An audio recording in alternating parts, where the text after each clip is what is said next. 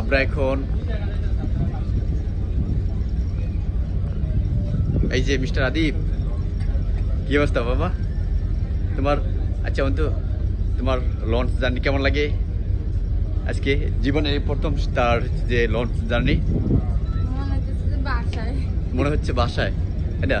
এখানে এসি চলতেছে, এসি আছে দেখতে পাচ্ছেন, এই যে কি সুন্দর একটা বাসার মতো।